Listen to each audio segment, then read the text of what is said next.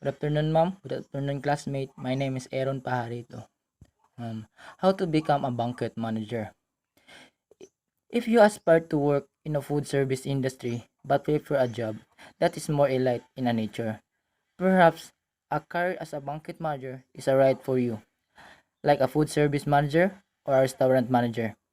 You will be dealing with a culinary environment, but a banquet manager environment needs to be more elaborate or elite due the nature of their job. So, kitang tanan, we already aspire to become a worker in the food service industry, di ba? So, the best position that we can choose for us is a banquet manager. Dili lang banquet manager na po food service manager or restaurant manager. So, we all know this position is we are dealing with culinary environment. It means we are mostly exposed in food service industry.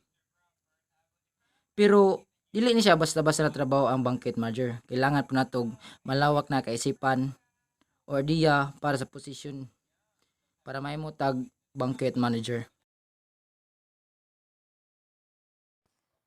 Next, requirements and qualification.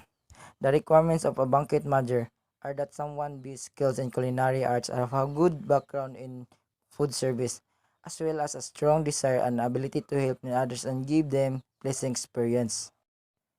So, dapat ay para ma-qualify ta as a banquet manager, dapat ay need na to experience or skills in culinary arts o good background in food service para mahimo tag banquet manager.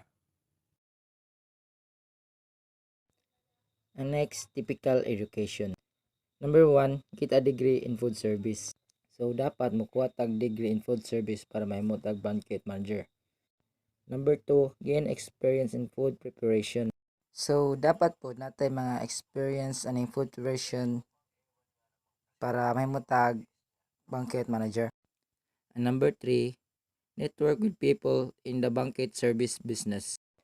To become a banquet manager, dapat natin communication or network sa atong mga ka-business or katrabaho.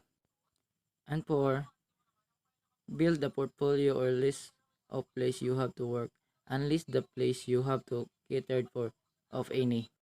So, that's why we need to create a background sa atong trabaho and then dito nato ibutang ang atong na-cater na mga occasion.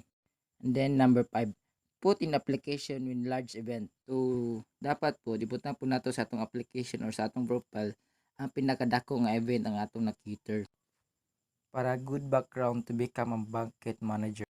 And last, number 6, serve at wedding and special event.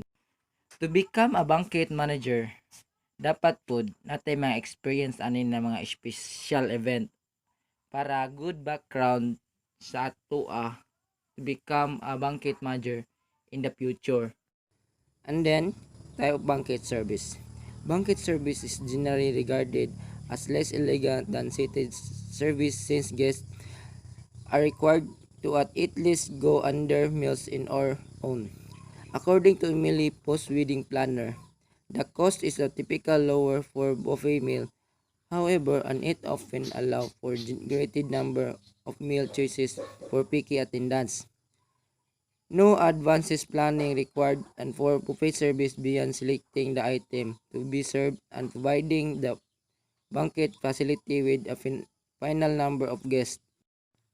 So buffet service, based on my experience aning buffet service. For example, to napa-buffet sa iyo ay mura pud siya self-service or it all you can. And then ang katunga pagkaon naka-budget to sa mga guests na nakalista. Then dili pud kaingon na elegant ang buffet service. Station service is a modified form of buffet service. Ang typical cost somewhere between the price of a buffet and sit-down meal. At station service banquet, small tables are set up around the banquet room. Each station features different kind of food and typical staff by banquet service who keeps the food replenished and in some cases prepare of service it station may include a omelette station at a breakfast banquet, a sushi bar, or a table filled with the cheeses and charcuterie. So medyo same lang ni sila sa buffet service. Kaso lang ang station service kay mahal-mahal jud ni siya kaysa sa buffet service. And then medyo social pod unlike sa buffet service. Ang station service manggod gamay lang ang table sa banquet. And then usually cater ang kay large number of guests. Also service station is not typical called as self-service because food are served ni siya. Pastry service typically occurs in lieu of the traditional meal. With this type of service, the waitstaff circulates through the banquet room with finger foods and large platters. The service approach guests and offer on food and napkin. The service typically operates continuously for a block time, and full meal may not to be served. Pastry service encourage conversation and are typically considered more elegant than buffet. According to Emily, post-wedding planner, the cost of a pastry event varies based upon the type of food you select and how you long you wish for the service to continue, and may not be more expensive than buffet. Some guests expect to eat a meal and a banquet, however, and may feel disappointed if only a pastry are offered. So ang pastry service o ang waitstaff sila ang galibot sa buong banquet, tapos sila ang gahatag og sa mga guests og mga napkin. And then the pastry service more elegant than buffet.